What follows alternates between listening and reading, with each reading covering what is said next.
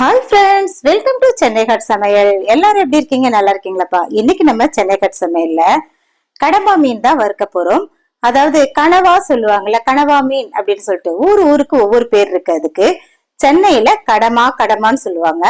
கடம்பா மீன் வறுவல் ரொம்ப டேஸ்டாவும் ரொம்ப ஈஸியாவும் வீட்டுல இருக்க நம்ம அஞ்சரை பெட்டியில இருக்க மசாலா வச்சு ரொம்ப ஆரோக்கியமா எப்படி வறுக்கிறதுன்னு பார்க்கலாம். வீடியோக்குள்ள போகலாம் வாங்க ஃப்ரெண்ட்ஸ். சென்னை ஹாட் சமையல் உங்களை அன்புடன் வரவேற்கிறது ஃப்ரெண்ட்ஸ்.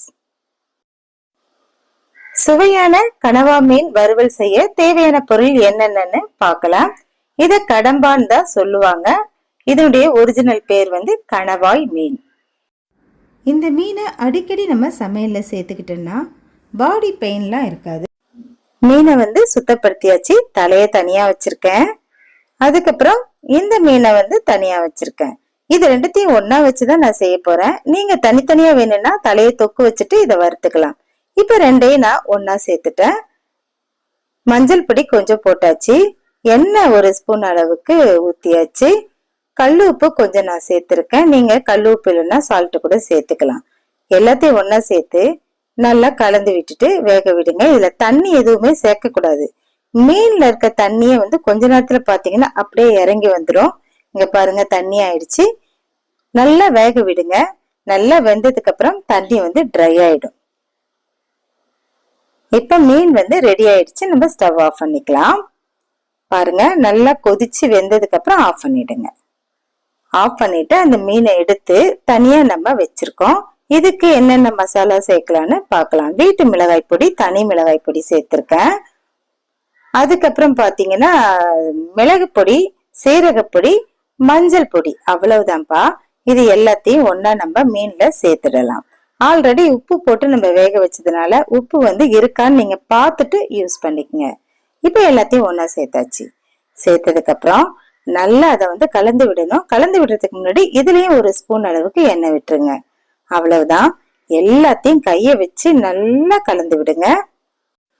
இதுல இஞ்சி பூண்டு பேஸ்ட் உங்களுக்கு தேவைன்னா சேர்த்துக்கலாம். எல்லாத்தையும் கலந்து விட்டதுக்கு அப்புறம் கொஞ்ச நேரம் பொறுத்து லாஸ்டா இஞ்சி பூண்டு பேஸ்ட் ஒரு ஸ்பூனும் அரை ஸ்பூனும் நீங்க சேர்த்துக்கலாம். இப்ப காரம் உப்பு எல்லாத்துலயும் கரெக்டா கலந்துடுச்சு. இதுக்கப்புறம் நம்ம இஞ்சி பூண்டு பேஸ்ட் ஒரு அரை ஸ்பூன் அளவுக்கு நான் போட்டிருக்கேன்.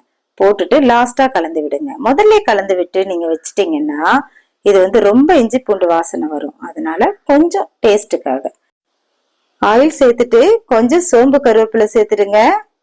அதுக்கப்புறம் கனவா மீன் அதுல சேர்த்துடலாம். கடம்பா கனவா மீன் எப்படி வேணாலும் நீங்க இத சொல்லிக்கலாம். தண்ணி எல்லாம் எதுவுமே சேர்க்காம எண்ணெயிலே லைட்டா வதக்கி விட்டுக்கிட்டே இருந்தீங்கன்னா நல்லா வதங்கி சுருண்டு மசாலா வாசனையோட ரெடி ஆயிடும்.